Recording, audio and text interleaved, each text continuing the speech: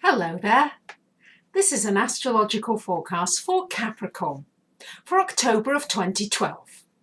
This also applies if you have a Capricorn ascendant. So my dear Capricorns, Saturn changes sign on the 5th of October and moves into your 11th house. This is the house of friendships.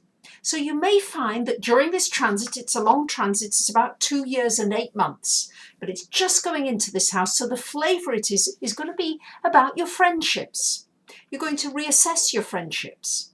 You may find that some of your big, long friendships come to an end during this time. You may also have a sense of isolation, feeling as though you're alone. But what I usually find is that there's usually one really good, solid friend.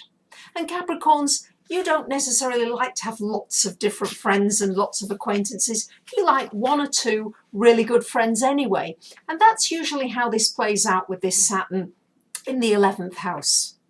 This will be a time when you would reassess your goals, your dreams. What is it you want for yourself? It's a time to put structure onto those goals and dreams. So you might come up with a 5-year plan or a 10-year plan, or even a 50-year plan, however far you want to think ahead, because Capricorns, you do love to plan. You love to know that you're going to get to the top of that hill eventually, and you want to know what the steps are along the way. So this would be a very good time to do that during this transit of Saturn in your 11th house. It's going to be this month. We've got Venus, planet of money and love, in your 9th house.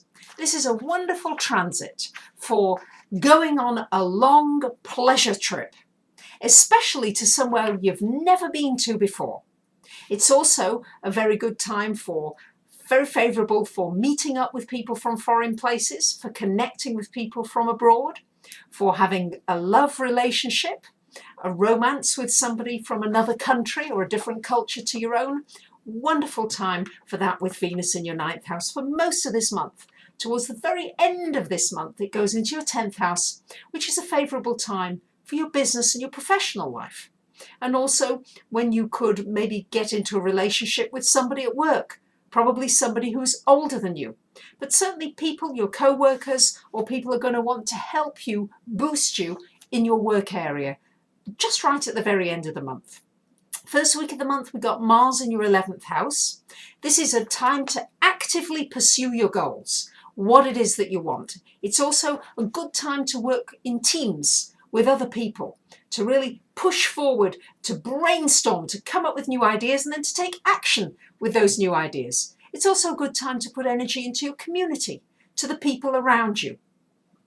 After that, the last 2-3 weeks of the month, we got Mars moving into your 12th house. Try not to get too frustrated during this time, because it's very possible you're not going to get the credit for a lot of the hard work you've been putting in. And you may feel a bit irritable about it. Make sure you're not bottling up your emotions, as there's a tendency to do that with Mars in that 12th house. Don't bottle your anger, otherwise, of course, it'll affect your physical health and well-being. But it's a good time to do things alone, to do things independently, rather than doing things with other people, because you may find they just drive you crazy. We've got Jupiter in your 6th house of work, so this is going to bring a possible new employment for you, an opportunity to expand into an area you have not gone into before. You may have to go back to school, you may have to learn something new or go on a course, but there will be some new opportunities for you in that work area. Also, it's a good time for healing your body.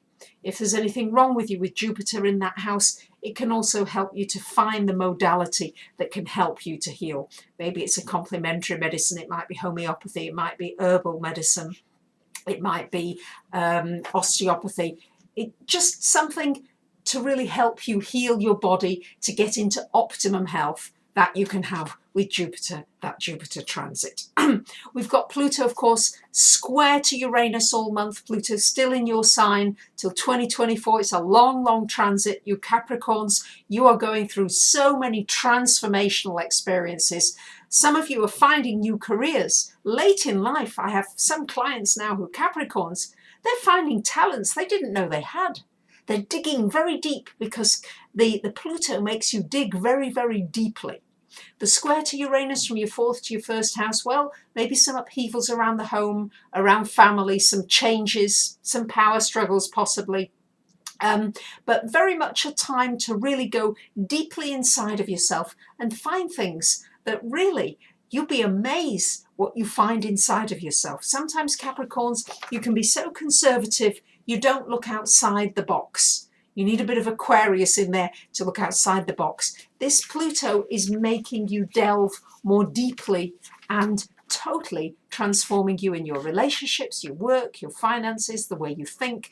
Everything is transforming for you, Capricorns. So it's not all bad.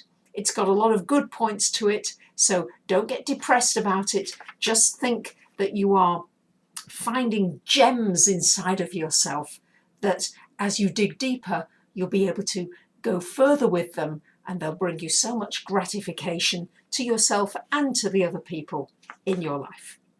So there you have it, my dear Capricorns. I wish you a great month. Thank you to those of you who pass the videos on, who make comments, who like them, who favourite them, and of course those who come for readings and come to me. I'm always delighted to hear from you. Thank you for listening. Bye for now.